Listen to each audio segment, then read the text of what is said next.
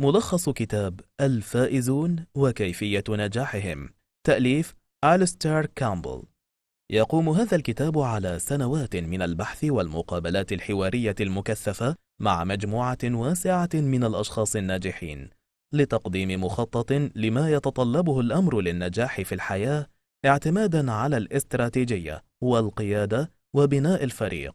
إذا أردت أن تصبح رائد أعمال ناجحا، عليك أن تقرر أولا أن تصبح كذلك، ثم ستصبح كذلك، ليس لبعض العوامل الخارجية، ولكن ببساطة لأنك ستبدأ في فعل ما يقوم به رائد الأعمال يوميا.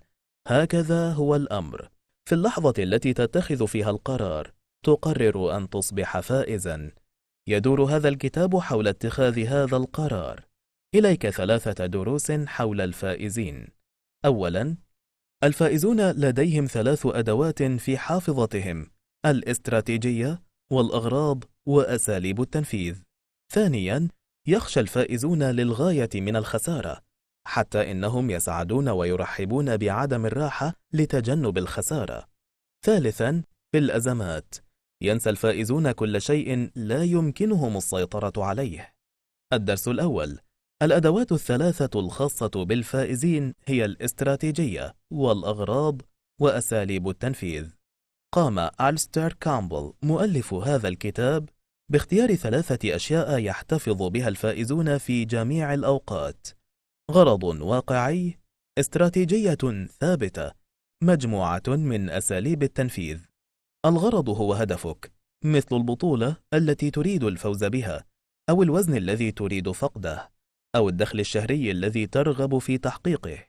من المهم أن يكون هذا الغرض واقعيا ومحددا. لا تقل أرغب أن أصبح نحيفا، قل أرغب في خسارة 15 رطلا، لكن لا تقل 50 رطلا. فكون هدفك موضوعيا سيسمح لك باختيار استراتيجية جيدة لتحقيقه. الاستراتيجية هي الكيفية طويلة المدى لتحقيق الفوز. لا يمكنك تغيير استراتيجيتك بين يوم وآخر، وإلا أصبحت بلا قيمة. على سبيل المثال، إذا كنت ترغب في التدريب لفترة أطول وتناول قدر أقل من الطعام، فعليك الالتزام بهذا الشعار خلال الأشهر ال6 التالية. لا تنتقل لاستراتيجية زيادة فترات النوم أو أي استراتيجية أخرى بعد أسبوع. أخيرا، تخضع الاستراتيجية لأساليب تختارها لتنفيذ استراتيجيتك. على سبيل المثال، فيما يخص التدريب لفترة أطول، يمكنك الاشتراك في إحدى الصالات الرياضية ووضع جدول تمارين لمدة ساعة 3 مرات أسبوعيا. وبالنسبة لتناول قدر أقل من الطعام، يمكنك أن تحدد تناول 2000 سعر حراري يوميا. هذه الأساليب هي الخطوات الصغيرة التي تقوم بها كل يوم وأسبوع، وهي عرضة للتغيير كثيرا. طالما كان الأسلوب يعمل بشكل جيد في تنفيذ استراتيجيتك بطريقة تقربك من هدفك، فاستمر في استخدامه.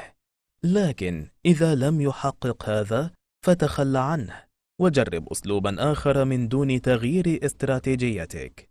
الدرس الثاني: يخشى الفائزون للغاية من الخسارة، حتى إنهم يسعدون ويرحبون بعدم الراحة لتجنب الخسارة.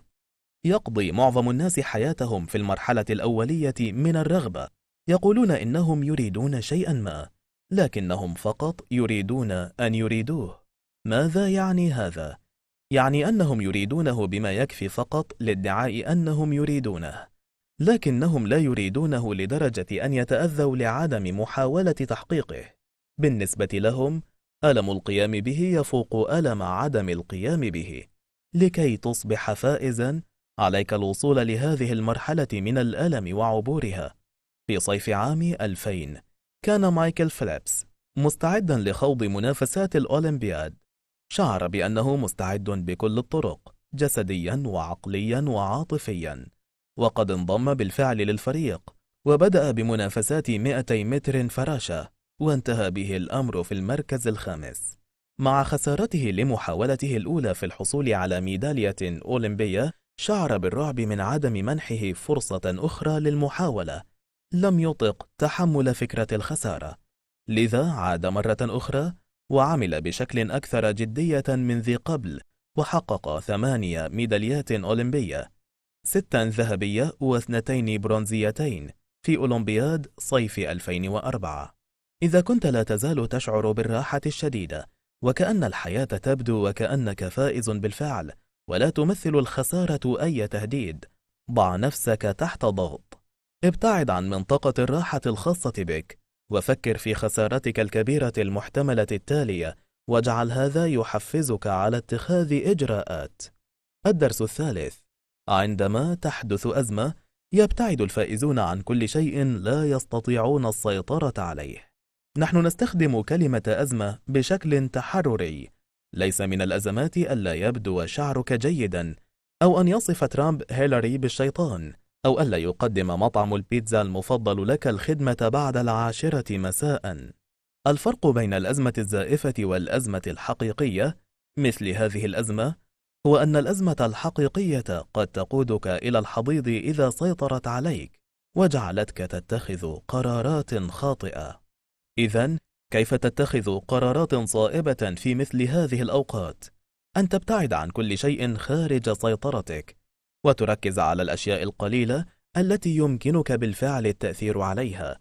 من خلال هذا فإنك تنتهج منهجا رصينا، منهج ستايك تجاه الأمور، وهذا بالفعل ما فعله كلينتون. لم يستطع السيطرة على وسائل الإعلام أو ردود أفعال الجمهور عندما تم نشر هذا الأمر، ولكنه كان يستطيع الاستمرار في أداء وظيفته. على سبيل المثال مواصلته لمباحثات مع توني بلير حول وضع السلاح النووي الروسي. لم يكن كلينتون ليتهرب من المساءلة في النهاية، لكنه استطاع إدارة الموقف بأفضل ما يمكنه.